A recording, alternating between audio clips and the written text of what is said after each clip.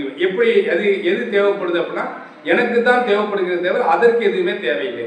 இந்த அகிலங்களுக்கு எதாவது நான் தேவைப்படுதா அப்படின்னா கண்டிப்பாக தேவையில்லை. அகிலம் தான் எனக்கு தேவைப்படுது. எனக்கு குளிர் தேவைப்படுது, வெப்பம் தேவைப்படுது, மழை தேவைப்படுகிறது, ஏன்னா நெருப்பு தேவைப்படுகிறது, எல்லா காற்று எல்லாமே எனக்கு இந்த வாழ்வதற்காக தேவைப்படுகிறது. அப்போ எனக்கு வாழ்வதற்காக தேவைப்படக்கூடிய இது என்னுடைய உடல் அதை ஒத்துக்கொள்ளலை, ஏற்றுக்கொள்ளலை அப்படின்னா நம்மளை விட்டு நிச்சயம் பிரிஞ்சு போயிடும். சரி, அதுக்கு உண்டான ஒரு ஆதாரம் என்ன இருக்குது அப்படின்னா நம்மளுக்கு என்ன வேணும்? கொஞ்சம் ஞானங்கள் வேணும். அதை கொஞ்சம் சிந்திச்சு பார்க்கணும். இது இல்லைன்னா வாழ முடியாத, இதையே நம்ம தவிர்த்து கொள்றோமே, உடல்ல சரியில்லை, எனக்கு அதை ஒத்துக்கலன்னு இதையே தவிர்த்து கொள்றோமே அப்படிங்கிறத நம்ம என்ன செய்யணும்? கொஞ்சம் சிந்திச்சு பார்க்கணும்.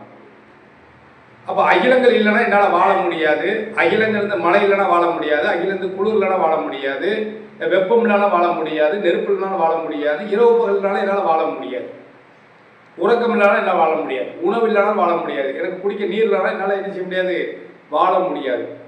அப்போ நான் எதோட ஒண்டி இருக்கிறேன் அப்படின்னா இந்த அகிலங்களில் நான் ஒரு நிலையாக இருக்கேன். ஒரு வீடு கட்டப்பட்டிருக்கணும், ஒரு வீடு இருக்கு, இந்த வீட்டில் ஒரு செங்கல் இல்லைன்னா அது ஓட்டை போட்டிருக்கும், அந்த வீடு வந்து முழுமை பெற்ற வீடாக இருக்காது. அப்போ நீனும் இருந்தால் மட்டும்தான் இந்த மனிதர்கள் யாராக இருந்தாலும் சரி, நீங்களாக இருந்தாலும் சரி, நானாக யாராக இருந்தாலும் அதை காண முடிய நம்ம வந்து இந்த அகிலங்களில் நம்ம வந்து வாழ்ந்தாகணும், இயங்கி ஆகணும்.